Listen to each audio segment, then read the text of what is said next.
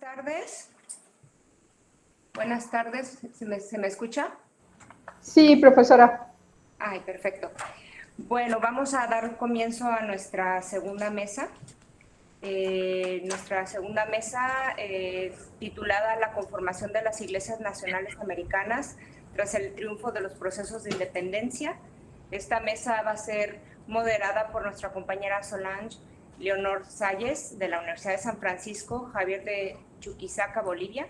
Y bueno, en este momento Solange va a presentar a nuestros panelistas y te cedo la palabra, Solange. Déjame pasarte las preguntas. Está bien, gracias. ¿Cómo están todos ustedes? Muy buenos días y muy buenas tardes. Un saludo desde Sucre, Bolivia. En esta mesa 2, como ya presentado, pues vamos a tocar esta temática que de seguro también va a llevar a mucho debate, que es lo que queremos. Realmente ha quedado súper linda la mesa 1. Voy a pasar a presentar a quienes nos van a acompañar en esta mesa. Erip Caballero Campos es licenciado y doctor en Historia por la Universidad Nacional de Asunción, magíster en Historia del Mundo Hispánico por el Consejo Superior de Investigaciones Científicas de España. Realizó estancias de investigación en la Universidad de Barcelona, España, Brown, en Estados Unidos, así como un postdoctorado en el programa de Historia y Geografía de la Universidad Federal de Grande Dourados, Brasil. Investigador nivel 2 del CISNI CONACYT y presidente de la Sociedad Científica del Paraguay 2022-2024. Bienvenido, Erip Caballero.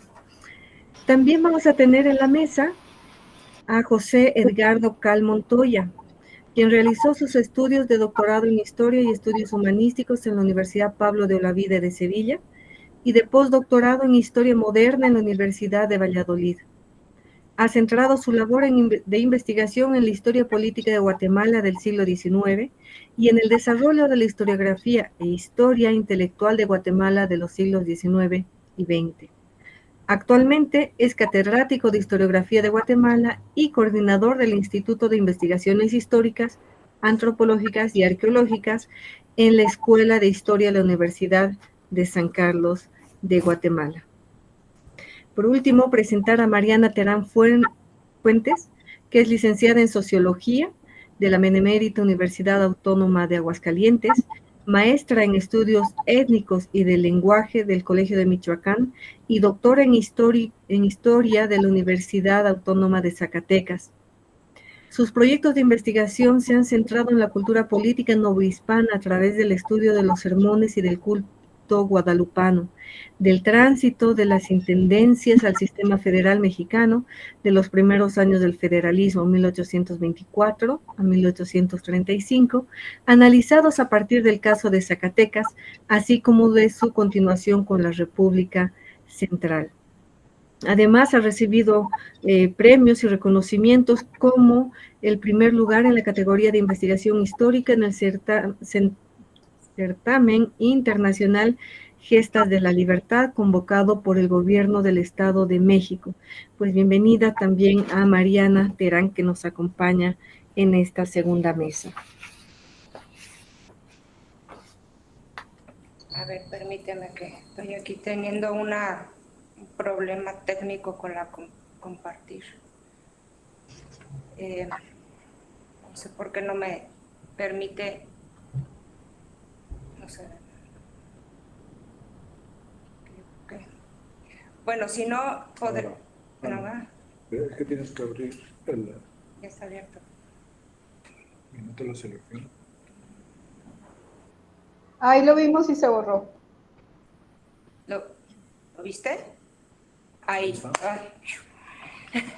Es que como tengo todo abierto aquí, bueno, estoy proyectando actualmente una de las preguntas, la pregunta primera, para que los ponentes puedan visualizarla y bueno, te cedo los controles, Solange.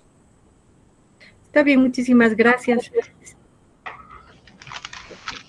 Creo que esta es la segunda pregunta. Ay, perdón.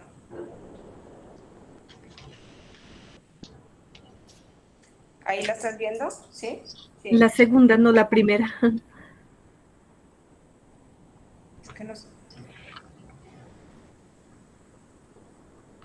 es esta. A ver, espérame, es que esto va con retraso, no sé por qué.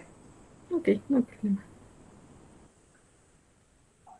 Exacto, Ahí súper bien. está, perfecto. Muchísimas gracias. Bueno, en esta ocasión vamos a continuar con el mismo sistema que ha iniciado este, este coloquio de las revoluciones de independencia, la formación de estados-naciones, conexiones y desconexiones en Iberoamérica. Esta mesa es muy interesante y se han planteado dos preguntas, las que van a llevar a mucho debate y pues a mucho aporte también, que es realmente muy necesario. Esta primera pregunta dice, ¿cómo se reconfiguraron las iglesias nacionales tras la ruptura con el Estado monárquico y con la pérdida del y con ella la pérdida del patronato real?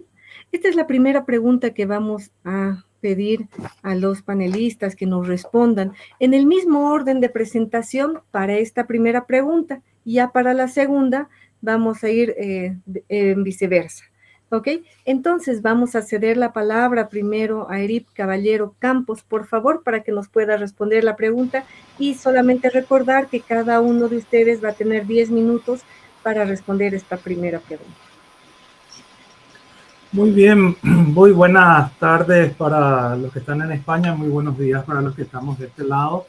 Solange, un gusto también compartir con todos los colegas.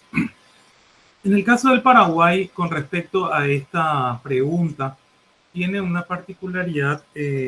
Primero, que la iglesia paraguaya durante prácticamente los casi 3 siglos que duró el periodo colonial, fue una iglesia vacante. O sea, los obispos eran designados por el Consejo de Indias, muy pocos eran los que llegaban.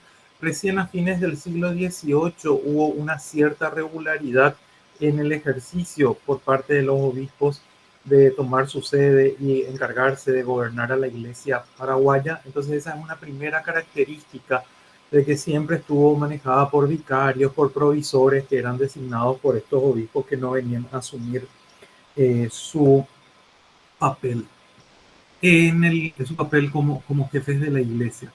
Una primera cuestión que vale la pena entender es que en el caso del Paraguay, a partir de 1814, con el gobierno de José Gaspar de Francia como dictador supremo de la República, primero en carácter de 5 años y luego posteriormente en carácter vitalicio, él había dicho en 1814 que había que destruir de raíz el europeísmo que está tolerado en los eclesiásticos. Entonces, unos meses antes de empezar su proceso del vitaliciado, una de las primeras medidas que adopta es la expulsión del territorio de la República de los dos más altos dignatarios del cabildo eclesiástico, que son el arcediano Arcos y el chantre Baltasar de Cafajós, que fue uno que abiertamente se había opuesto a la independencia en los distintos congresos. Es más, en el Congreso de 1814, en el cual Francia va a ser elegido dictador de la República, se prohibió en la convocatoria que los sacerdotes pudiesen ser elegidos como diputados, como había acontecido en los dos anteriores congresos. Esto, según el objetivo que está establecido en la convocatoria al Congreso, es que los sacerdotes no debían inmiscuirse en los asuntos públicos. Es ahí que, entonces, a partir de ese momento, Francia concibe una estrategia para ir domesticando de alguna forma a ese europeísmo que estaba entre los sacerdotes, y unos meses, él va a ser confirmado como dictador vitalicio en un congreso en mayo del 16, y en marzo del 16 consigue que el obispo español Pedro García Panés designe como provisor y vicario eclesiástico a un sacerdote paraguayo llamado Roque Céspedes Sheria, quien es el que va a gobernar prácticamente durante todos estos primeros 20 años de la República Paraguaya a la iglesia en este país. Y es ahí donde ese congreso de 1816 toma una medida, además de designar a Francia, de darle la potestad de que él convoque a los congresos cuando él lo considerase, pone una tercera decisión que a veces pasa desapercibida, pero que para los efectos de esta mesa creo que es muy importante. Se ordena que en la cláusula de la misa, donde se pedía por el rezo por el rey de España, se cambie la frase que los sacerdotes digan en la misa y que pidan por el dictador y el pueblo suyo, ¿verdad? Entonces, el dictador de la República y el pueblo suyo. Entonces, hace esa pequeña modificación. A partir de ahí, el argumento del gobierno franquista para cesar prácticamente en su sede al obispo García Panés es que este supuestamente estaba afectado de una enfermedad mental. De hecho, el obispo prácticamente no tiene ninguna actividad. Esa actividad se ve a veces interrumpida y sabemos por algunas intervenciones porque algunos de los amigos del obispo, que eran sus apoderados, recurrieron al dictador, por ejemplo, en 1826, a decir que el sobrino del obispo, quien lo cuidaba, era un borracho y lo maltrataba junto con su esclavo, que el obispo lo pasaba muy mal, que pasaba varios días sin comer. Entonces ahí se toma una medida. Francia, como juez, ordena que estos apoderados se encarguen de cuidar al obispo y lo separa del sobrino. Y Céspedes Sheria se dedica efectivamente a ir persiguiendo a esos europeístas. En 1819, el historiador Hoy Williams menciona el hecho de un congreso eclesiástico. Ahora, con respecto a este congreso eclesiástico, no hay mayores evidencias. No sabemos, en parte, incluso uno de los mayores historiadores de la Iglesia Católica, que fue el padre Heinz Schupp, dicen no haber encontrado en el Archivo Nacional referencias a este congreso, pero es coincidente con una serie de medidas que se toman en los meses siguientes, por ejemplo, en junio de 1820, donde Francia ordena a todos los sacerdotes jurar lealtad y fidelidad al nuevo gobierno. Y asimismo se toman medidas con respecto a algunos sacerdotes, por ejemplo, el sacerdote Ortigosa, que era sacerdote de una población de la Villa del Pilar, que está a 300 kilómetros al sur de Asunción, que fue apresado por el hecho de hacer que el pueblo sea cobarde en su proyecto revolucionario. Es así que entonces estas medidas se van a ir complementando posteriormente. En 1823 Francia suprime el Real Colegio Seminario de San Carlos, argumentando que como no hay obispo, no tiene sentido tener un seminario porque no les pueden ordenar sacerdotes. Entonces prácticamente la Iglesia paraguaya queda sin nuevos sacerdotes. En el momento que se inicia la independencia eran más o menos unos 100.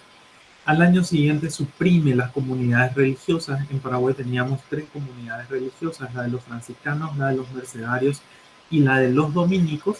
Todas estas fueron suprimidas, sus bienes pasaron a pertenecer al Estado y los miembros de estas comunidades fueron secularizados y destinados a cubrir distintas parroquias en el interior de la República. Entonces, en ese contexto es que tenemos que la Iglesia paraguaya rompe total relación con el Vaticano y de hecho Francia prohíbe cualquier comunicación con los superiores. Incluso estas comunidades quedaron prácticamente aisladas hasta 1824 porque se les confiscaba cualquier tipo de comunicación que pudiesen recibir de sus superiores de fuera del territorio del Paraguay. Y el obispo cesado y un provisor que era prácticamente el capellán del propio dictador, ¿verdad? Entonces que cumplía las órdenes. De hecho, esa transición del patronato real al patronato republicano expresado en la figura del dictador Francia se hace tomando ciertas medidas. Por ejemplo, el protocolo le manda a aprobar al cabildo eclesiástico el protocolo con el cual él sería recibido en los casos que asista a la catedral en un oficio religioso. Se toman medidas para controlar, por ejemplo, la participación de españoles y europeos en las cofradías y salir como padrinos, ya sea de bodas o de bautismo. De hecho, otro sacerdote va a ser apresado porque ocultamente permitió que un español sea padrino de bautismo de una criatura. Entonces, todo ese tipo de medidas fueron adoptadas por Francia sin que tuviese ningún escrúpulo en que la iglesia paraguaya pudiese reaccionar en contra de él. Entonces, en este proceso de reconfiguración, hay una reconfiguración de una iglesia nacional.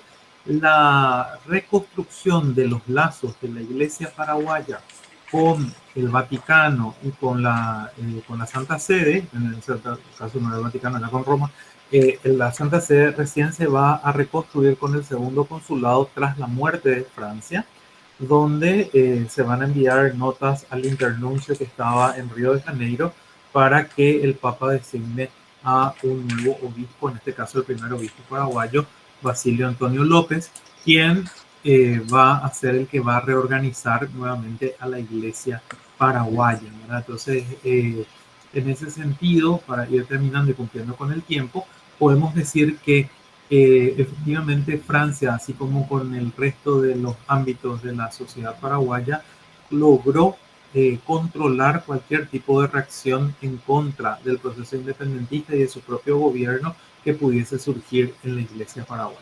Muchísimas gracias. Muchísimas gracias por la respuesta y también por haber mantenidose dentro del tiempo que se le ha pedido. Ahora vamos a ceder la palabra a José Edgardo Cal Montoya, por favor.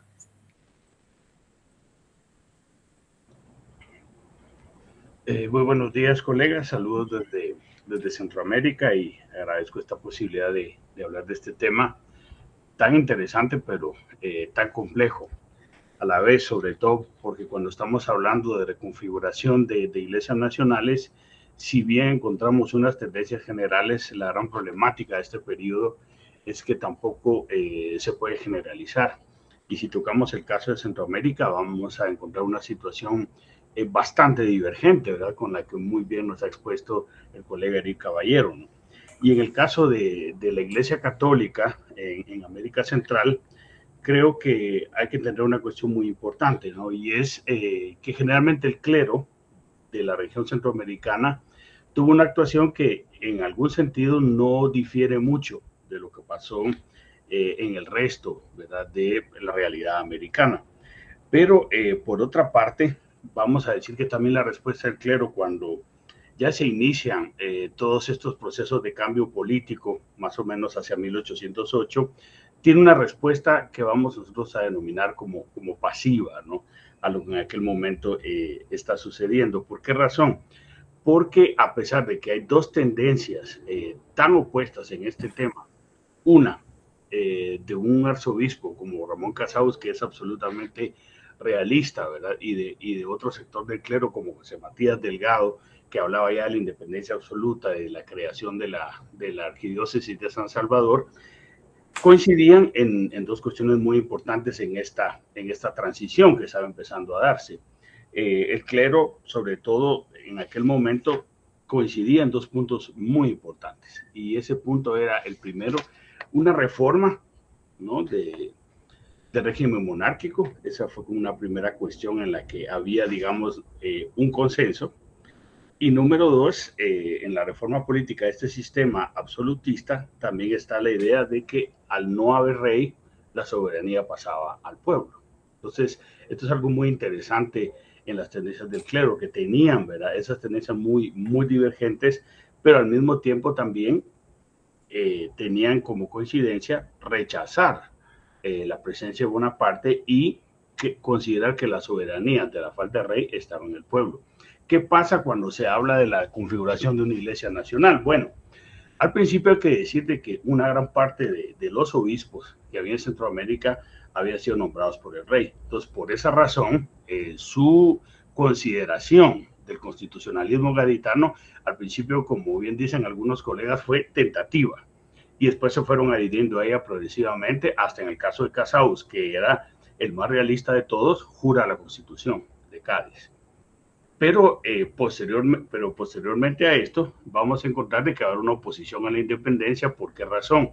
Porque se considera que el pacto político que en ese momento se ha establecido no es un pacto suficientemente consistente y no se puede hablar de una autonomía absoluta como lo establecían otros sectores. Y aquí el clero tiene esa divergencia y el clero centroamericano va a estar siempre bajo esa divergencia. Y eso se relaciona incluso con la segunda pregunta y habla de una alta participación del clero. Ahora, pasando a responder concretamente, diría lo siguiente. Un consenso muy importante aquí entre las élites y el arzobispo era que el cambio político, tanto la jura de una constitución como pensar en una independencia, debía llevar a una defensa de la religión. Entonces, en un principio, la suscripción del Acta de Independencia Centroamericana recoge la protección de la religión católica y los proyectos constitucionales posteriores también planteaban ese tema, pero dado el ascenso de la tendencia liberal radical en aquel momento, este tema empieza a ser combatido, porque prácticamente el sector liberal decía que el patronato real seguía vigente, ya en el nuevo contexto de la independencia. Incluso por eso, gran parte del clero apoya la anexión a México, porque la anexión a México también planteaba la protección de la religión. Pero posteriormente, cuando se proclama la independencia absoluta el 1 de junio de 1823, el ascenso de esta tendencia liberal radical va a llevar a un combate completo de todos estos privilegios que ellos consideraban que tenía la iglesia. Entonces se repite el primer programa liberal en América Central de sometimiento de la iglesia al poder civil, nacionalización de bienes eclesiásticos, un control sobre los nombramientos del clero. Y este es un programa que se busca expandir y que finalmente por la oposición de otros sectores a estas medidas, Centroamérica cae en una guerra civil, pero años después, en 1871, se va a querer consolidar este programa. Entonces, ¿hay una reconfiguración de la Iglesia Nacional? Sí, porque la Iglesia Católica, en el caso de Guatemala ya en particular, sufre estos dos embates. Un embate de un primer proyecto liberal radical que busca someterla al poder civil, que fracasa por la oposición de las élites guatemaltecas y otras élites centroamericanas, y se da la formación de los pequeños estados centroamericanos, pero muy al final del siglo XIX, este programa se completa con una reforma liberal radical y que deja prácticamente a la iglesia, en este caso, nacionalizada. ¿En qué sentido? En que está completamente sometida al poder civil y ya no tiene un clero tan numeroso. Entonces, esta reconfiguración, creo que yo para concretar, pasa por, número uno, la defensa de la religión, que estaba establecida constitucionalmente, que esta defensa de la religión es atacada y la iglesia va a tener que adaptarse a esa nueva situación, pero posteriormente con la guerra federal, la iglesia se va a reconstituir con la fundación de la República de Guatemala en 1847, cuando después ya va a sufrir ese último embate liberal bastante violento a finales del siglo XIX, que la convirtió realmente en una iglesia nacional. Fue una iglesia que durante mucho tiempo preservó muchos de los privilegios propios del patronato real, en el sentido de una asignación del Estado, de una asignación que venía también del diezmo, también protegida por el Estado, y el nombramiento también de sacerdotes, lo que posteriormente también fue combatido hasta lograr una iglesia que a principios del siglo XX en Guatemala tenía muy pocos sacerdotes, ¿verdad? No llegaban ni a 100 sacerdotes en todo el país. Entonces, distinto a los casos de otras iglesias americanas, fue una iglesia que al principio está protegida, pero después sufre este gran embate liberal en dos momentos.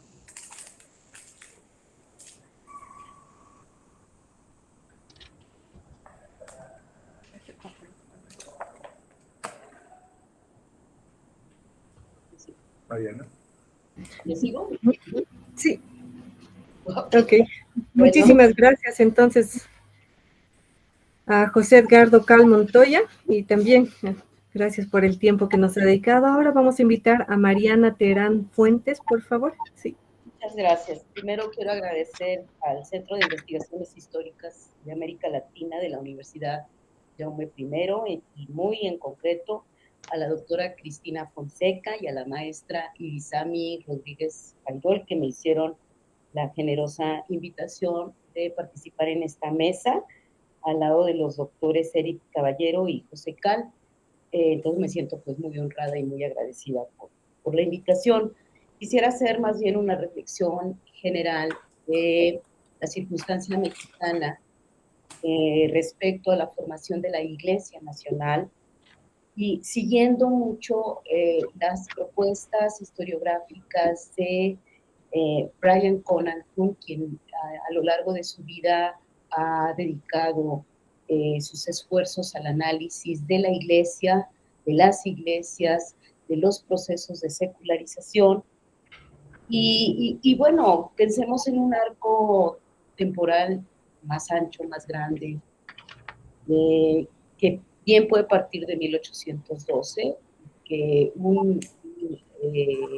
una ruptura significativa que va a marcar una nueva cultura política en México respecto a la Iglesia va a ser 1857. Como decía el profesor Cal, desde luego que al principio hay una defensa a ultranza de la religión católica, no solo por defenderla, sino porque es un elemento que otorga legitimidad a la nación española, a las naciones americanas.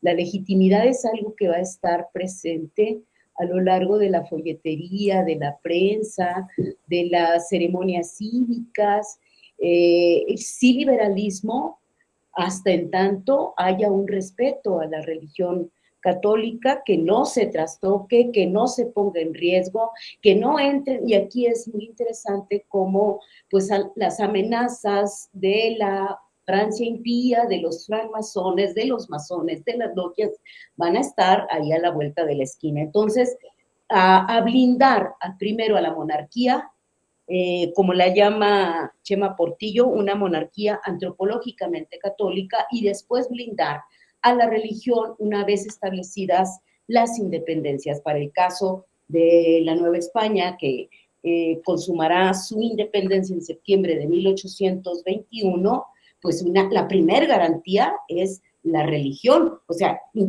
religión, independencia y unión. Mientras eso esté salvado, México se va a lanzar como una nación, entonces un Estado-nación independiente. Y me refiero a el número importante de constituciones que hubo en México desde 1812, pese a que algunos juristas mexicanos no reconozcan que esta constitución no tuvo vigencia en México, desde 1812, 1814 obviamente con la constitución de Apatzingán, la religión católica es la única de la nación mexicana, por supuesto la Constitución de 1824, es decir, el rasgo de la religión católica es un rasgo de continuidad, de permanencia respecto al orden monárquico, tanto el orden monárquico de antiguo régimen como el orden monárquico liberal inscrito a partir de 1810, 1812. Entonces, este orden, esta garantía, es una garantía a la religión, va a estar desde luego en 1824, ya con la creación de la República, una república de estructura federal, y eso va a ser muy importante por lo que se refiere a la Iglesia, y a ver si tengo oportunidad de mencionarlo. 1836, con la Constitución de la República Central, las leyes constitucionales o las 7 leyes, permanece desde luego la religión católica. En 43 con las bases orgánicas, de la misma manera. 47 con el acta de reformas a la Constitución, esto no va a variar. Y el gran elemento de ruptura es el constituyente de 1856, donde tenemos figuras como Ponciano Arriaga, Francisco Zarco, Isidoro Galván, que aquí sí es el rompimiento respecto a la garantía que el Estado mexicano había otorgado desde entonces a la religión católica. Eso por un lado. Aquí empieza entonces la libertad de cultos, y ya dejará de ser la religión católica la única tolerada por el Estado mexicano. Viene una ruptura que es muy importante, que tiene que ver con algo íntimo, público, pero íntimo a la vez. Son las dos cosas. Son las ceremonias de juramento. El juramento, se traslada del juramento al rey a jurar una constitución. Y se empiezan a celebrar estas ceremonias y rituales cívicos en las plazas públicas para jurar a la Constitución de 1812, en la Nueva España, en el primer periodo de vigencia de la Constitución de Cádiz, múltiples ciudades, las principales ciudades de la Nueva España, van a realizar ceremonias de juramento a la Constitución. Se colocaba la Constitución en la plaza al lado del crucifijo, del Cristo crucificado, y por corporaciones y autoridades principales de ciudades, villas y pueblos se realizaba la ceremonia de juramento. Esto fue y permaneció a lo largo de los primeros 50 años de la vida política de México, y es en 1857 cuando aquí se quiebra el juramento. A partir de 1860 se decreta en México la prohibición de jurar, y en lugar de jurar, el acto cívico secular de rendir protesta cuando se asume un cargo o cuando se establece una nueva constitución, que esto ya será desde luego hasta 1917. No me queda más que 3 minutos para decir, y no voy a responder la pregunta, pero quiero dejar planteado una problemática que se da justamente entre 1812 y al término de 1830, más o menos por ahí, que tiene que ver con que sí, la religión es la aglutinadora de una sociedad, la aglutinadora de un modelo no solo político, sino cultural. La religión aglutina a la sociedad, y por eso la religión está en todas partes, la religión católica, pero la institución eclesiástica va a sufrir en una avenida paralela a la construcción del sistema federal republicano en México, su propio federalismo. Es decir, va a haber un federalismo de carácter eclesiástico, y esto pues está muy bien escrito y explicado en la mancuerna discordante de Brian Conantun. ¿Por qué? Porque cada entidad va a ir reclamando su propia diócesis. Por ejemplo, el estado de Zacatecas dependía de la diócesis, de 2 diócesis, de la de Nueva Galicia y la de Nueva Vizcaya, es decir, de Guadalajara y de Durango. Y quienes están pensando en la soberanía de las entidades federales, no solo es una soberanía en los asuntos civiles, sino es una soberanía en los asuntos eclesiásticos. Y aquí se va a desarrollar una serie de tensiones y conflictos, tanto con Durango como con Guadalajara, y desde luego no es la excepción esta circunstancia regional. Esto va a aparecer y se va a dar en otras regiones ya del México republicano federal, porque cada entidad federada, soberana para atender sus asuntos de su administración interior, también sea soberana en el tema de los diezmos, del patronato, de los asuntos. Por ejemplo, ¿por qué algunas entidades no contaban con diócesis? Y entonces empieza toda una discusión, un debate de por qué no en las propias entidades se van a elegir, a crear primero y después a elegir a los representantes de las diócesis. Esto se está dando en una muy vasta folletería, una discusión que ocupó los principales debates entonces de las autoridades locales frente a autoridades nacionales, autoridades civiles, frente a autoridades eclesiásticas. Aquí la dejo porque ya me estoy robando mi tiempo, pero bueno, yo quería dejar plantado este tema. Muchísimas gracias. Muchísimas gracias a Mariana Terán por su respuesta. Sí, evidentemente nos va a dar para mucho más. Terminando la segunda pregunta o la segunda tanda de preguntas, vamos a tener tiempo para el debate y además para poder complementar algunos puntos que se nos han quedado un poco vacíos o con la idea de pues complementar. Hemos pasado en esta primera pregunta a hablar desde Paraguay, desde el sur, por Centroamérica y ahora México. Realmente qué riqueza en información y cómo se puede conocer, ¿no? Y reconstruir esta historia también de América. Vamos a dar paso a la segunda pregunta. Dice, ¿qué rol jugó el clero en relación con las élites provinciales en la consecución de una identidad nacional tras la independencia? Para esta pregunta vamos a dar 5 minutos y vamos a ir al revés, como les mencionaba a un principio. Vamos a empezar, por favor, con Mariana Terán. Bien, gracias.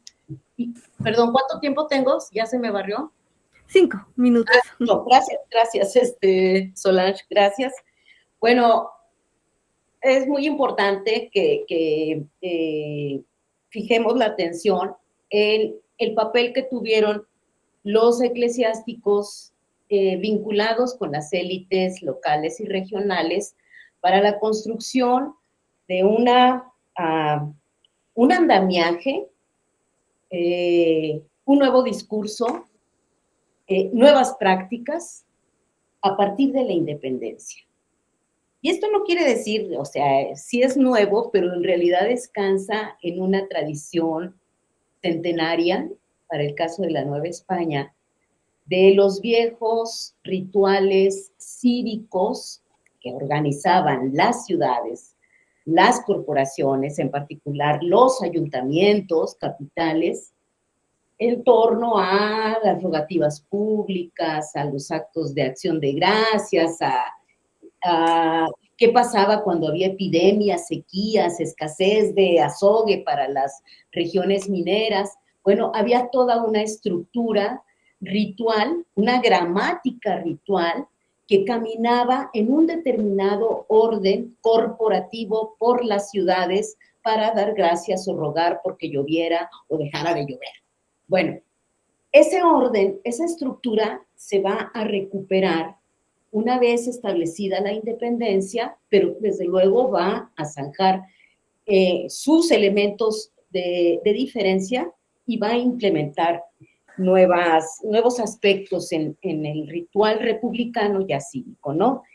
Y me detengo en la importancia del sermón. Los primeros discursos políticos que hablaron de la independencia fueron los sermones. Y estos sermones, obviamente, ya no eran los sermones farragosos del siglo XVIII, de la construcción predicable y la predicación construida, estos sermones saturados en formas, en expresiones saturadas, ¿no? No, eran ya más bien discursos neoclásicos, pero el sermón tenía una connotación de legitimidad por sí misma, simplemente porque lo decía el sacerdote en el templo, desde el púlpito en el cual se leyó la Constitución o algunos de los artículos de la Constitución, ahora se pronunciaban sermones.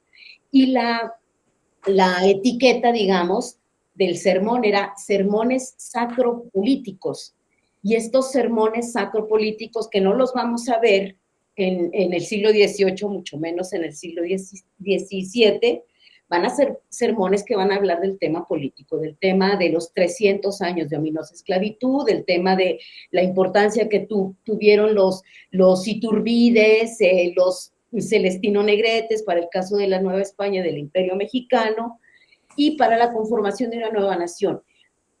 Me detengo en el tema de la legitimidad y con esto cierro, en el sentido de que es el sermón dicho desde el púlpito con tono político frente a un auditorio que está escuchando cómo se va a construir la nueva nación, de dónde venimos y hacia dónde se pretende avanzar en la nueva nación imperial mexicana.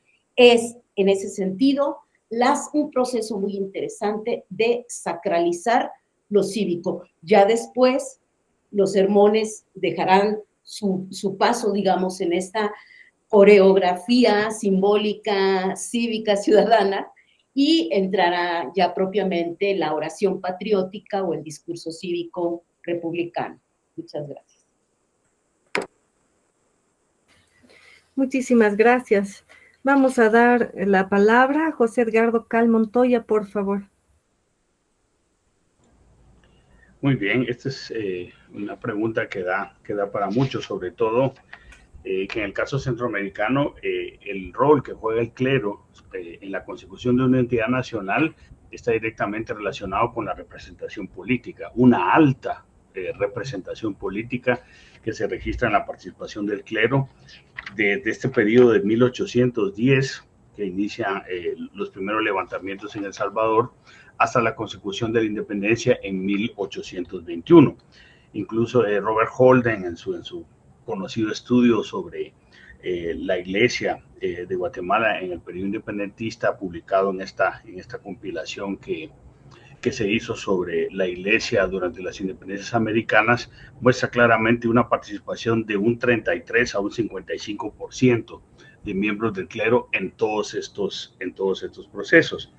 Y por otra parte, hay que tener en cuenta también que la representación de los diputados a Cortes en Cádiz es también muy importante, ¿verdad? Con 3 miembros del clero, el padre Robles, el padre Larrazábal y el padre del Castillo. De estos 6 delegados que había para las Cortes, 3 eran sacerdotes. Y hay una cuestión también aquí muy importante. Eran sacerdotes que en aquel momento planteaban 2 cuestiones que tal vez no son habituales en otras realidades americanas, y es que planteaban la plena ciudadanía, no solo por un tema exclusivamente de representación numérica, sino una ciudadanía que incluso tenía que extenderse a los afrodescendientes, por ejemplo. Antonio Larrazábal y sobre todo Florencio del Castillo planteaban esto. Larrazábal también fue otro de los sacerdotes que firmó la declaración en contra de la Inquisición, también por ejemplo, y que después fue objeto también de persecución política ya con la restauración. Y lo que vamos a encontrar también en el caso de Centroamérica es que en los distintos procesos de elecciones que se hacen antes y después de la independencia en cuanto a una estructura de representación tan importante como es el municipio, muchos de los representantes municipales electos son sacerdotes. Siempre hay una presencia del clero muy importante. Entonces, la generación de esta identidad nacional viene precisamente por la alta representación que el clero ejerce en distintos espacios políticos. Ahora, aquí también hay que entender otra realidad, y esta realidad tiene que ver, un momento, y esta realidad tiene que ver también con su relación con las élites, y esta relación que tiene el clero con las élites es una relación donde ambos se mueven de acuerdo a una serie de consensos que van estableciendo respecto a esta representación política, de un clero muy participativo, de un clero que en un momento duda de participar, y junto con las élites van estableciendo estos acuerdos, ¿no? De mayor o menor participación, pero siempre hay una presencia muy importante del clero. Por otra parte, también tenemos que ver que el clero que está en Centroamérica en este momento se mueve bajo distintas coordenadas. Y esas coordenadas tienen que ver con una idea muy importante que es la soberanía popular. Gran parte de los miembros del clero consideran importante que como lo decía yo en mi intervención anterior, a pesar de que haya un vacío por la no presencia del rey, la soberanía pasa al pueblo. Y por otra parte, también vamos a encontrar que cuando encontramos una minoría del clero que favorece la independencia, esta minoría va creciendo y va creciendo con esta participación política a la que me estoy refiriendo. Finalmente, creo yo también que cuando nosotros estamos hablando de los distintos intentos, en el caso de Guatemala, de establecer asambleas constituyentes en los periodos posteriores a la independencia, hay una presencia muy importante del clero. Hasta finales del siglo XIX, cuando se establece la prohibición para ocupar cargos públicos de ser miembro del clero, donde ya se establece claramente la prohibición de que no se puede ser sacerdote para optar un cargo público, sino sobre todo es esa formulación tan importante, ser de estado seglar. Pero de ahí, durante todo este tiempo, vamos a encontrar una presencia muy importante del clero en distintos organismos del Estado. Y curiosamente, incluso cuando nosotros encontramos un gobierno liberal radical a finales del siglo XIX, que supuestamente es anticlerical, un miembro del clero llega a ser ministro de Relaciones Exteriores, ministro de Instrucción Pública que es el caso del sacerdote Ángel María Arroyo, ¿verdad? Que yo lo he investigado en distintos momentos. Entonces, en el caso de Centroamérica, el clero sí tiene una función principal en la generación de esta identidad nacional, porque también muchos de estos sacerdotes conducen los intereses de las poblaciones, que posteriormente esas poblaciones o esas capitales de provincia se constituyeron en países, ¿no?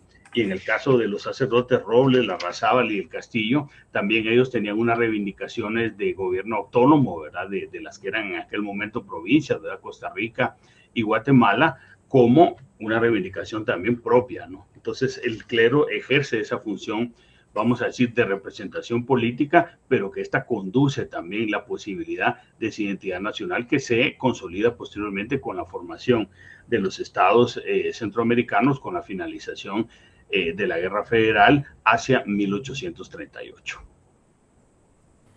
Muchísimas gracias.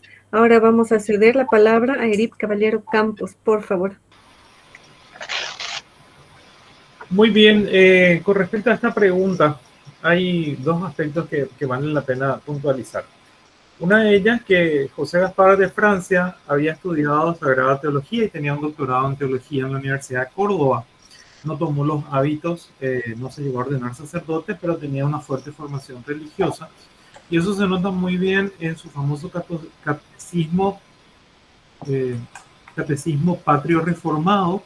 En ese catecismo él utiliza el mecanismo mnemotécnico que se utilizaba en la formación religiosa para ir introduciendo ese proceso de identidad nacional, de reconocimiento de una nueva forma de gobierno, la forma republicana, entre otras cuestiones. Un segundo aspecto en cuanto al clero, vimos claramente que a partir de que Céspedes Xeria se convierte en el provisor y vicario eclesiástico, entonces se hace una priorización de los sacerdotes que son paraguayos frente a los sacerdotes españoles o de otras provincias, que son relegados principalmente a los poblados más alejados y más controlados incluso por el gobierno y por sus autoridades. Y en el proceso posterior a la muerte del dictador Francia empieza algo que detecta la élite política paraguaya, que es que no había un acta de independencia. Entonces hablaba de una independencia de hecho. El día que se escoge para hacer el juramento de la independencia es el día de Navidad.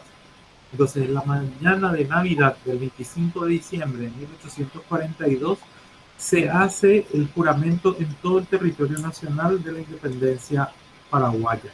Entonces, a partir de ese momento, la fiesta cívica más importante en ese momento a la fiesta religiosa más relevante para la Iglesia Católica. Entonces, de hecho, en varios de los discursos que se hacen posteriormente a 1842, permanentemente se hace esa simbiosis entre lo religioso cristiano, el nacimiento de Jesús y el nacimiento de la República. Entonces, todos esos aspectos son desarrollados como una simbiosis con el propósito de ir instalando, como decía Mariana, también el tema de los sermones son bastante aleccionadores de cómo hacían a veces metáforas con respecto a figuras religiosas para explicar a la población sobre lo que implicaba la independencia. Entonces, los cursos se hacen de una forma en la que los clérigos son los más importantes elementos para ir divulgando esas ideas de la independencia y de la construcción de la paraguayidad a partir de este proceso, que también hay que tener en cuenta que, a diferencia del caso mexicano o el caso centroamericano, en Paraguay, debido a que durante todo el gobierno de Francia prácticamente no hay mayores contactos con el exterior, muy pocos, muy controlados, salvo algunos comerciales, entonces el flujo de las ideas era mucho menor. Por eso aquí no existe la masonería hasta fines del siglo, hasta prácticamente el último tercio del siglo XIX. Si bien se permitió una libertad de cultos, esa libertad de cultos estaba condicionada a los técnicos extranjeros, principalmente ingleses, que fueron contratados por el gobierno pero no se les permitió, por ejemplo, erigir una iglesia. Lo único que se les permitió es establecer un cementerio protestante, nada más que eso, pero el catolicismo seguía teniendo un fuerte impacto dentro de la organización social y la organización política de la República del Paraguay. Muchísimas gracias a los tres por sus respuestas. Realmente es muy interesante lo planteado y justamente uno de los objetivos de este coloquio era identificar estas conexiones y desconexiones, tres espacios que han podido explicarlos cada uno de ustedes. Hemos ido desde el Paraguay, Centroamérica y México y realmente hay muchas historias conectadas en Iberoamérica. Vamos a ceder la palabra a quienes tengan alguna pregunta, que también van a poder habilitar su micrófono y poder realizarla. No sé si hay alguna. No, Solange, pero también si los ponentes gustan añadir algo o comentar algo entre antes de que preguntemos los propios cialeros, porque yo ya tengo alguna pregunta que quiero hacer, pero no sé si los ponentes quisieran comentar algo antes de que demos paso a las preguntas, comentarios. Mariana. Sí, gracias, Cristina. Qué gusto saludarte y escucharte. Hola. Hola. Bueno, historiográficamente el tema de Iglesia-Estado, no sé para el caso de Centroamérica y de Paraguay, se ha reconocido que esta relación va de menos a más en el sentido de la secularización y que el quiebre para el caso mexicano, como lo decía, es 1857. Sin embargo, las nuevas aportes de especialistas en este tema, que no es mi caso abierto de ninguna manera, más bien plantean movimientos oscilatorios. O sea, sí hay ataques frontales a la iglesia, pero también hay movimientos de la iglesia, en el caso mexicana, que logran volver a posicionarse. Sobre todo hacia la segunda mitad del siglo XIX, pues con las leyes de reforma, de todos conocidas, y con el movimiento de la embestida del Estado mexicano, el Estado laico, el Estado de la reforma de Benito Juárez, que va contra, en particular sobre la administración de bienes por parte de la iglesia, pues eso es muy claro. Pero la iglesia y las propias sociedades indígenas logran encontrar mecanismos para reposicionarse política, social y económicamente.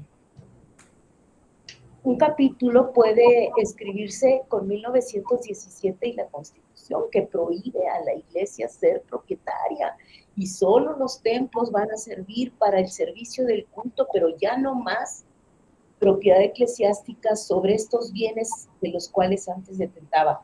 Y sin embargo, la iglesia se vuelve a posicionar para contar con propiedades y administrarlas. Entonces, sí, el proceso de secularización puede verse de manera gradual, pero creo que conviene, y la misma Cristina con su excelente tesis de la romanización, la tesis de doctorado que presentó, es un caso muy claro de cómo se va a reposicionar la Iglesia Católica en México a partir del análisis que ella hizo de dos cultos, en una relación directa, fuerte, consolidada con la Santa Sede. Entonces, bueno, pues aquí dejo esta reflexión y lista para lo que venga.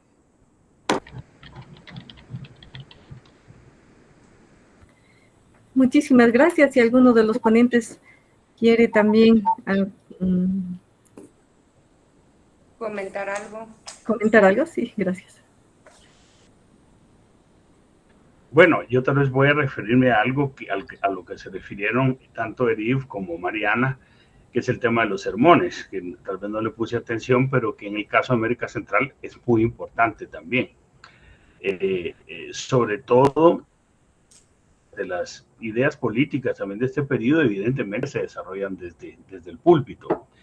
Y la iglesia, como decía Mariana, pasa por estos ciclos, ¿no? Primero, cuando se da todo este movimiento, esta diversidad de voces del clero, de algunos que se adhieren a la independencia, otros que hablan solamente de la reforma, ¿verdad? Del sistema político y de la monarquía respecto a las dependencias americanas. Posteriormente viene este gran embate liberal, ¿verdad? Contra la iglesia, y después de que fracasa ese proyecto liberal radical reformista, ¿no? del Estado, viene la restauración de ese poder preponderante de la iglesia con la fundación de la República de Guatemala el 21 de marzo de 1847. Pero en este periodo previo, cuando se da la guerra federal, el obispo de Guatemala, Aycinena, desarrolla una serie de discursos donde dice que la adhesión a la federación es el rompimiento de la alianza de Centroamérica con Dios, porque la influencia masónica está apartando, ¿verdad?, a toda Centroamérica de esa alianza con Dios. Entonces se plantea incluso la propia Federación Centroamericana como una posibilidad de la pérdida del ligamen con Dios, e incluso lo plantean a nivel político con el Vaticano, ¿no? Entonces, posteriormente, por eso esa reacción en la fundación de la República de Guatemala es esa, digamos, restauración de ese papel preponderante de la iglesia, y también de la restauración de instituciones hispánicas con algunos rasgos modernizantes, ¿no? Hasta que posteriormente, como he dicho, se desarrolla un segundo proyecto liberal mucho más radical y que está directamente relacionado con todas estas reformas en México de 1857. O sea, el gran espejo de los liberales guatemaltecos de ese momento son todas las reformas que se desarrollan en México en 1857, y tratan de replicar, ¿verdad?, muchos de estos aspectos en su programa político, ¿no? Entonces, sí, los sermones ocupan un lugar muy importante, tanto en este periodo como en periodos posteriores, que llevaron incluso al derrocamiento de Manuel Estrada Cabrera ya en el siglo XX, a partir de la predicación de otro pariente de Aycinena, Juan José Aycinena, que es una de las grandes élites, ¿no? Y es la única élite que obtiene un título nobiliario español en Guatemala, que sigue vigente, por cierto, ¿no? Y donde la predicación va en torno a esto, en que los sermones hablan de esa relación uno con Dios, y la relación con el Vaticano es otro punto que podría estudiarse también ampliamente. Hay una tesis de doctorado del doctor Luis Ernesto Ayala Benítez sobre la situación de la iglesia de El Salvador, ¿verdad?, frente a la iglesia de Guatemala durante la independencia de Centroamérica, pero que es un panorama de lo que está sucediendo en aquel momento, ¿no? Y creo yo que otra cuestión pues bastante importante que sucede en Centroamérica es esa simbiosis entre el clero y la élite, ¿verdad? Los miembros del clero participan junto con los miembros de la élite en el establecimiento de esos consensos políticos, ¿no? Entonces yo creo que es por eso que cuando hablamos de iglesia, hablamos de clero, no solo hablamos de esa institución que está arriba y que hay que supeditar al poder civil, según una institución que forma parte muy importante también, como han dicho Mariana y como han dicho Erive, en la formación de una identidad nacional en años posteriores. Muchísimas gracias. No sé si Erive Caballero también quiere complementar. Sí, una cuestión de lo que mencionaba Mariana, y creo que también mencionó en parte José, el tema de la secularización. En el caso de Paraguay, Rodríguez de Francia se queda, o sea, estataliza todas las propiedades, tanto de las comunidades. El seminario de San Carlos tenía dos de las estancias más grandes, que habían sido estancias que se heredaron de los expulsos, entonces, y que eran bastante pobladas. Entonces esos recursos pasan todos al Estado paraguayo, pero la iglesia sigue teniendo un rol fundamental, ¿verdad?, dentro de toda la estructura del Estado Nacional Independiente, como le llaman algunos historiadores. Y de hecho la influencia de la Iglesia Católica Paraguaya hasta hoy en día sigue siendo muy importante. Por ejemplo, Paraguay ha sido el último país hispanoamericano en separar a la Iglesia y el Estado por la Constitución, recién en 1992, o sea, hasta 1991 solamente los católicos podían ser jefes de Estado. Hasta hoy en día incluso si hay algún político que pertenece a alguna otra iglesia que no sea la católica, no trata de, o sea, trata de no hacerlo públicamente porque se considera que podría restarle votos, ¿verdad? O sea, que la influencia de la Iglesia Católica en Paraguay sigue siendo muy importante, no solamente en términos de políticos, sino que también en términos sociales y de aceptación popular. Y efectivamente todos estos bienes que eran de la iglesia, al formar parte del Estado, después van a ser utilizados por ejemplo, tanto el gobierno de Francia como de López, para hacer los arrendamientos como fuentes de ingresos para el Estado, porque generalmente estas estancias otra vez estaban arrendados o subarrendados a particulares. Entonces, estos arrendatarios finalmente terminan siendo arrendatarios de tierras del Estado, dejan de pagarle a la iglesia. Y otro aspecto que me olvidé mencionar es que Francia suprime los diezmos y les pasa a depender a los sacerdotes del Estado como un salario. Entonces los diezmos se suprimen en 1830, van a ser restituidos después por Carlos Antonio López en la década de 1840, pero durante más o menos 10 años estos impuestos de carácter que servían para el sostenimiento de las iglesias pasan a ser suprimidos. Solamente ese pequeño comentario. Muchísimas gracias por sus complementaciones que realmente nos ayudan a tener esta perspectiva más amplia. Ahora sí vamos a ceder la palabra a quienes tengan alguna pregunta, pueden levantar la mano o si alguna persona quiere escribir también en el chat. Cristina, por favor. Yo quiero preguntarle algo a Mariana. Bueno, primero, antes que nada, darle las gracias a los tres ponentes que magníficamente nos han hablado sobre este tema apasionante, que además nos han expuesto ideas súper interesantes, como decía la compañera Solange, de lugares, digamos, no diferentes, pero de territorios a lo mejor que pudiéramos pensar desconectados, pero que al final vemos que hay una historia conectada, pues obviamente en esta América, ¿no? Pero yo le quiero preguntar una cosa a Mariana, porque en el momento en que ella empezó a hablar sobre las constituciones, me hizo, bueno, me cayó más que como anillo al dedo, porque precisamente ahorita con Joaquín estamos haciendo un artículo. Y yo quería preguntarte, Mariana, cuando tú nos hablas de estos vaivenes en las constituciones, o sea, este planteamiento de la religión como la religión católica, romana y apostólica, en estas constituciones desde el 2, el 14, el 24, el 36, 43, 47, la ruptura del 56 y del 57 nos decías, ¿no?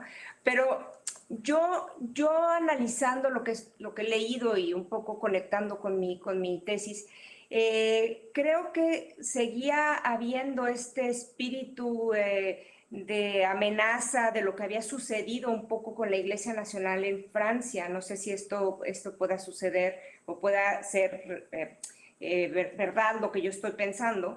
Y yo lo que te quería preguntar, cuando tú hablas de este federalismo eclesiástico, que obviamente cuando se da esta ruptura en el 57, que se busca este federalismo eclesiástico también por parte de esta iglesia es federal o estatal de cada uno de las entidades, ¿quién precisamente quería promover esta idea? ¿El clero, que yo le llamo en mi tesis nacional, o el clero romano? Porque si bien el clero romano para mí sería más que nada como esta parte del clero que está totalmente adherido a las directrices papales. En cambio, el clero pues, nacional o local precisamente quiere eso, ¿no? Está como un poco de esta autonomía, ¿no? En tanto diezmos, nombramientos de obispos, la cuestión del territorio, que es súper importante, como a partir de la mitad del siglo XIX empieza a haber una reorganización también territorial, ¿no? Que ya quedaba un poco obsoleta la organización territorial, bueno, obispal de tiempos de la colonia, pero me llama la atención, ¿quiénes pugnaban por este federalismo eclesiástico? Por un lado, ¿quiénes pugnaban? Y por otro lado, ¿desde cuándo pugnaban por este federalismo eclesiástico? Tanto los que lo estuvieron promoviendo como desde el tiempo en que empezaron con iniciativas mucho más radicales. Pues yo te puedo decir, obviamente es el clero nacional, pero es el clero, o sea, no hay un clero nacional, o sea, Claro. es el clero repartido territorialmente entre las distintas entidades, y hay varias muestras desde la década de 1820, Cristina, en que se va a discutir en congresos ordinarios estatales el tema de la iglesia. No, solo te puedo decir lo que conozco, Cristina. En 1827, a 3 años de establecida la República Federal, en una sesión del Congreso del Estado de Zacatecas, un sacerdote, diputado, todavía se permitían diputados en la representación legislativa, presenta una iniciativa, José Gómez Huerta, diputado por el partido de Tlaltenango, para hablar justo de todo lo que estás diciendo. Diezmos, creación de una diócesis en Zacatecas, dejar de depender de Roma, eso es bien importante lo que acabas de mencionar, y cobrar y gozar una mayor autonomía para la administración de los sacramentos y para la administración de la iglesia en general. Esto se va a dar también en otras entidades. En 1831, el Congreso del Estado de Zacatecas va a lanzar una convocatoria a nivel nacional sobre el tema que está en la cabeza de todos estos políticos que manejan los hilos de la administración de las entidades. ¿Qué vamos a hacer con los bienes de la iglesia? Y ese es un temazazo, un temazazo.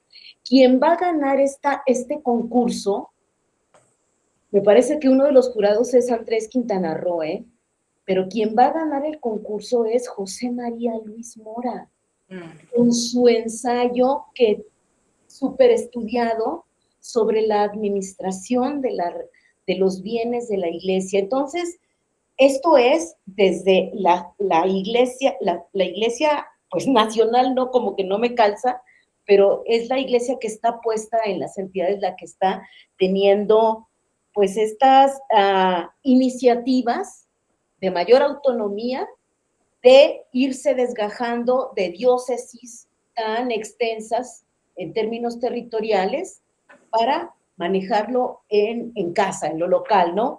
Y una última reflexión, ahora que estabas elaborando tu comentario, pensaba, a ver, las leyes de reforma son entre 1854, bueno, con Ayutla, 55, 56, 59, y es interesante, eso no se ha estudiado para el caso que yo analizo, que es Zacatecas, es un temazazo. Justo con las leyes de reforma, en ese mismo tiempo se crea la diócesis de Zacatecas, con bombo y platillo. Entonces yo por eso digo que la secularización, con cuidado, ¿no? Con cuidado. Y bueno, pues ese es un tema que ojalá alguien lo recupere para elaborar investigaciones pues más a profundidad, ¿no? Y mucho más documentadas. Pero bueno, eso es lo que me queda de tu comentario, Cristina. Gracias. Muchas gracias, Mariana. A ver, aquí en el chat tenemos una pregunta de Juan Vicente Sancho, un compañero presente. No, pero pues, claro. Vete ¿Sí? para acá, sí. Pero, no, igual se te oye desde ahí. ¿Sí? ¿Se me oye desde aquí? Sí. Sí, los micrófonos son... Bueno, pues yo tengo una pregunta para Eric Caballero Campos y la he redactado así. Si bien has señalado a Paraguay como una realidad sociopolítica en la que el catolicismo y la Iglesia Católica ha tenido un peso específico en la política hasta nuestros días, mi pregunta es la siguiente. Entonces, bajo las premisas que usted ha definido, ¿cómo y por qué Paraguay permitió la inmigración abundante de los cristianos menonitas en el Chaco paraguayo.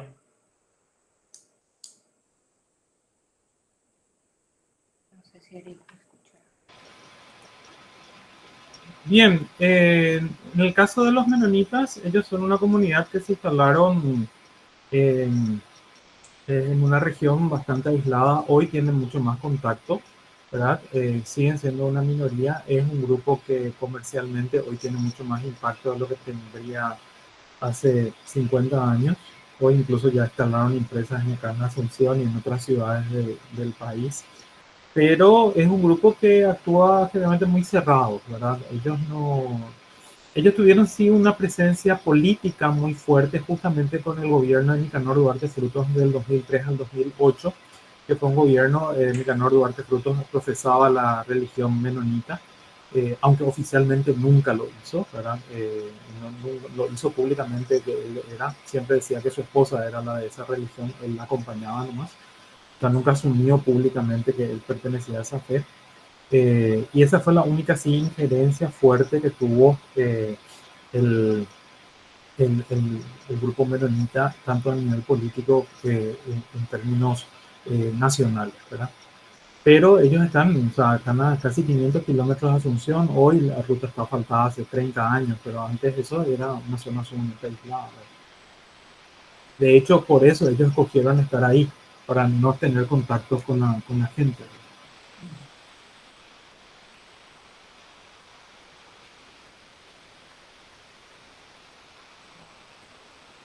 Pues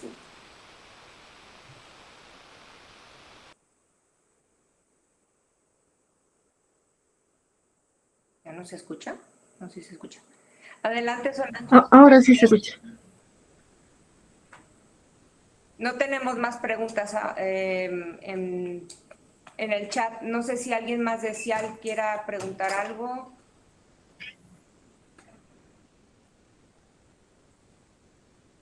Joaquín, te veo con cara de querer preguntar. No, prácticamente con la exposición y la respuesta a tu pregunta de Mariana ya fue muy particularmente como le expones, algo que estábamos muy sobre el tema y que queríamos escuchar, solamente el ver cómo, decíamos desde la mesa pasada, ¿no? Cómo el peso del Vaticano, de Roma, el peso simbólico más que político patente, pues estaba ahí presente y era también otro enemigo a combatir, ¿no? Pero extraordinaria las tres exposiciones y lo de Mariana muy estimulante.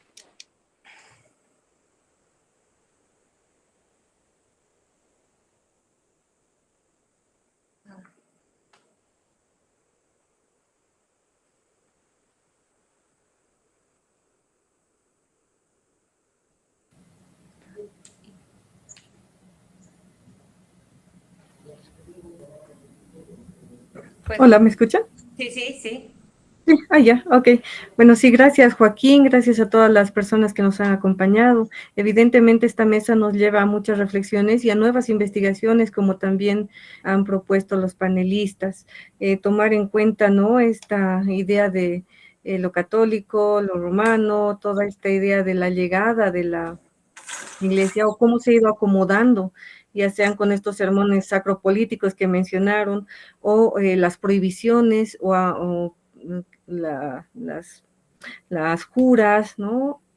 Todos estos ambientes que son religiosos y que se van a ir mostrando desde distintos aspectos, ya sea o principalmente desde la cabeza, ¿no? Desde las autoridades, como hablaba de Francia, del doctor Francia, ¿no? Que la política que él tenía y que ha tratado de pues aplicar también al Paraguay, así como la formación de esta ciudadanía, tomando en cuenta pues el patronato real o el patronato republicano como otra temática abordada y analizada. Asimismo, ¿no?, tomando en cuenta cómo la libertad, ¿no?, esta libertad de cultos que en algunos lugares ya se estaba dando en algunas regiones y en algunos espacios, pues en otros no, ¿no? Por eso creo que hemos creo yo, cumplido con nuestro objetivo de hacer un análisis, propuestas y todo aquello de lo que queríamos lograr, analizar estas revoluciones de independencia y esta formación de estados nacionales y justamente estas conexiones o desconexiones. Agradecer una vez más a los panelistas, Mariana Terán, Me vas José. a disculpar, Sí. Solange, voy a intervenir fuera de tiempo, pero voy a intervenir. No hay Si problema, súper bien. Si te Claro parece. que sí. ¿No? Sí, Claro no, que sí. no, bueno, saludar evidentemente a Mariana, a José y a Arip, un gusto, y a todos los demás participantes en el coloquio. Yo creo que este es un tema, y hablo por mí, es un tema historiográficamente que se ha retomado en la historiografía española, yo diría que en los últimos 10, 15 años, independientemente de figuras centrales desde los años 80, 90. Me refiero a primera mitad del siglo XIX para el caso de Historia de España. Pues hay figuras centrales como el propio Emilio Laparra, obviamente, y demás, ¿no? Pero se está retomando por una joven historiografía con otras visiones y otros planteamientos. Y a mi forma de ver, pasa algo parecido que con el estudio de las Fuerzas Armadas y del Ejército. Sigo refiriéndome para el siglo XIX, especialmente primera mitad. Y es un cambio generacional, a mi forma de ver, claro, y digo en general.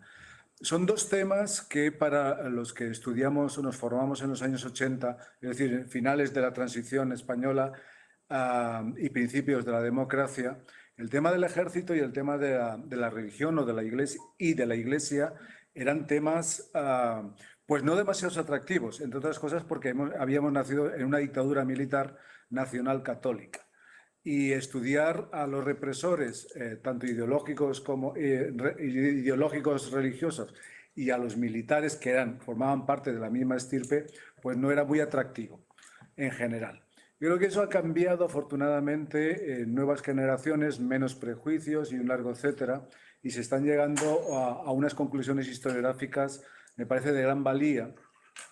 Y para el caso de Hispanoamérica, o en este caso de Iberoamérica, también creo que es un tema que viene a llenar, y digo que hablo por mí, en el sentido de que viene a llenar algo que a lo mejor no habíamos reparado muchos de nosotros o algunos de nosotros al estudiar las cuestiones de la independencia o a estudiar el periodo 1808-1844 o 1834, incluyendo la historia de España y la historia de América.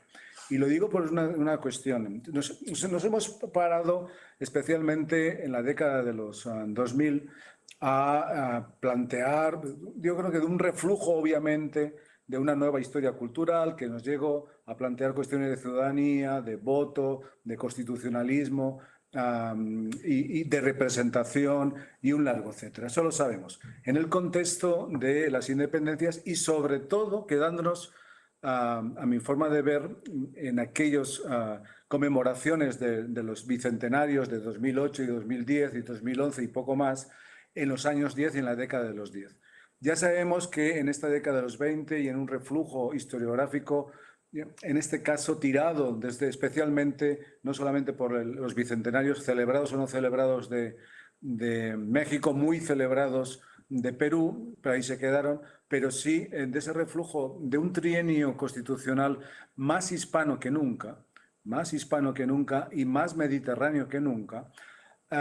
Ofrecemos una visión distinta de este problema. Y en ese sentido, creo que las independencias supusieron además, y obviamente, y como se ha planteado en la primera mesa, se ha planteado en esta y seguramente se planteará mañana, una ruptura con la monarquía hispana, de acuerdo, pero también es una ruptura con la monarquía que representa un patronato real.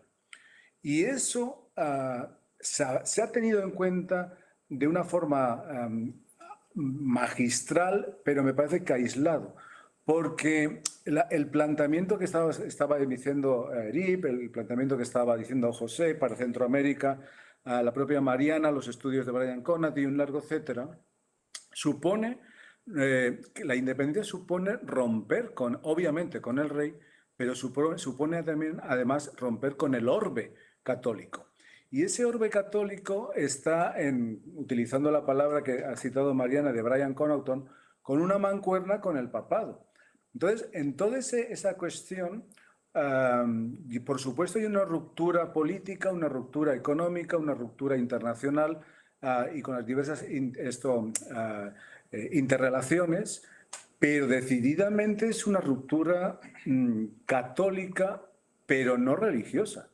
Es decir, puede ser una ruptura de la institución, jerárquicas o no, eclesiásticas, católica, pero no es una ruptura religiosa. Es decir, el mundo hispano se mantuvo y el mundo hispano católico se mantuvo y además transitó no necesariamente hacia posiciones ni contrarrevolucionarias, ni serviles, ni antiliberales, sino a posiciones insurgentes, independentistas, que, y aquí entro evidentemente con el debate de la primera mesa, que construyeron también un Estado-nación. Y entonces, en ese sentido, a mí me parece una cosa fundamental, una gran diferencia que el profesor José Antonio Serrano, no sé si está por ahí, y yo, que nos gusta comparar a la historia de México y de España en ese tránsito, en esos años, a mí me parece una cosa fundamental, no para España. Es decir, el patronato real siguió para España porque siguió con el rey y consiguió con la alianza del papado, entre otras cosas por las dos bulas famosas del 16 y del 24 que reafirmaba y apoyaba, además 16 y 24, el triunfo de la reacción absolutista en España y el triunfo de la reacción absolutista en el 24 tras la invasión de los Cienvijos de San Luis. Entonces, en esa cuestión me parece que ahí hay temas y se ponen a descifrar cómo, y leyendo a magníficos especialistas que estáis aquí y otros latinoamericanos, hay una notable diferencia. Mientras que la religión, que no digo la Iglesia, sino la religión, se empezó a transformar en una cultura cívica y una cultura política, más bien que cívica, política, al menos hasta la segunda mitad del siglo XIX, porque hay que poner, yo creo, periodizaciones en este tan dinámico siglo XIX. Para España no. Para España se mantuvo ser servil, absolutista y un largo etcétera, porque sistemáticamente y visceralmente se oponía a una monarquía constitucional, entre otras cosas fundamentalmente porque el rey jamás admitió una monarquía constitucional. Y yo diría que hasta la monarquía tampoco, hasta casi el siglo XX, ¿no? Entonces, eso de plantear dos cuestiones y termino. Eso de plantear bueno, es que el Estado, nación, una definición, está fantástico. Pero, ¿desde qué perspectiva? ¿Desde una perspectiva peninsular céntrica? Porque si es esa perspectiva peninsular céntrica para la primera mitad del siglo XIX, me parece que hace bastantes aguas respecto a la perspectiva latinoamericana de la primera mitad del siglo XIX. Entre otras cosas porque se vuelve a plantear desde una literatura especialmente anglosajona, francesa y alemana, y todas las cuestiones, algo que estamos viendo sistemáticamente una vez más, la omisión literal del mundo hispano para la primera mitad del siglo XIX. Y esas historias contemporáneas maravillosas, por otra parte, que siguen saliendo, esas historias del siglo XIX que siguen saliendo, de muchos autores anglos y de muchos autores franceses, son legítimas. No existe el mundo hispano. Pero lo que ya nos resiste es que para autores españoles y españolas, el mundo hispano se reduzca a España o a España y sus relaciones europeas, porque no es así. Es decir, no es así porque no porque lo piense o lo comprenda así, sino porque en ese contexto estaba, como estáis planteando, tan interrelacionado la península con América, pero sobre todo América con la península. No se podía explicar una cosa sin la otra. Y estaba totalmente... Porque la reacción del papado va en función de la reacción de Fernando VII no queriendo desprenderse de sus territorios. Pero en función de eso también hay una propuesta y una estratégica de determinados jerarcas, como estáis planteando, eclesiásticos, en el sentido de que a lo mejor esa es la vía que ellos han pensado teóricamente desde el regalismo y desde el jansenismo para crear una iglesia católica, apostólica, pero no romana, necesariamente. Y esa es una cuestión. Entonces, tildar a todos estos y ponerlos en el mismo saco, como una bola de serviles, de mochos, de conservadores, etcétera, etcétera, por supuesto que venían de atrás y los conocemos evidentemente quiénes eran los persas y seguían y tal. Y que eran pragmáticos, lo sabemos. Pero para mi forma de ver, ahí hay un doble juego para el caso latinoamericano que no es para el caso español, ¿no? Esa es una consideración. Y la otra es, que no ha salido aquí, pero bueno, está planeándose, es que, claro, al mundo católico y al mundo católico hispano siempre se le tilda, especialmente desde el mundo anglosajón y de determinadas historiografías, como intolerante. Y la religión anglicana no lo era.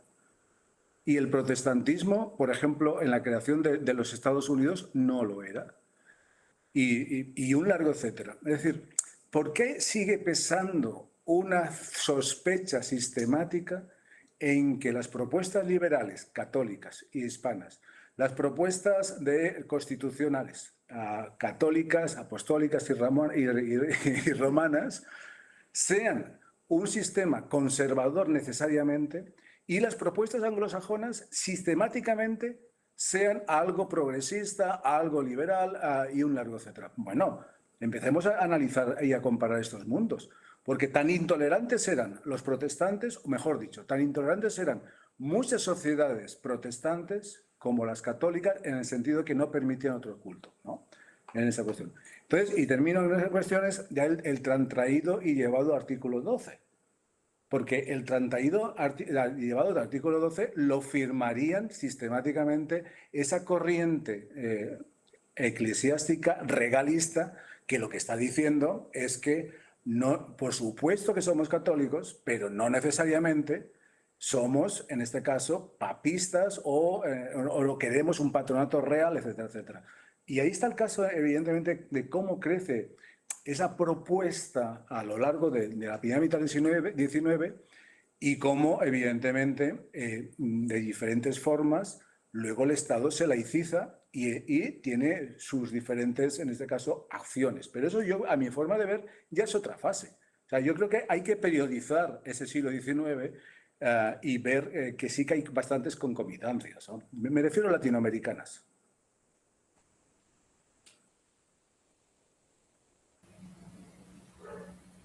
Muchísimas gracias por sus palabras, profesor Manuel Just. No sé si hay algo más. Cedo el micrófono a Cristina, por favor. Bueno, pues si ninguna de las personas aquí en la sala o virtuales quiere agregar algo, pues nada más nos queda dar las gracias a Mariana, al doctor José Cal, al doctor Erif, y estar atentos a mañana. Yo sé que José Antonio Serrano no está. No está. Por eso no ha pedido la mano. Pues siempre está de acuerdo conmigo. No, creo que no, ya lo estoy checando. No, ahorita ya no está.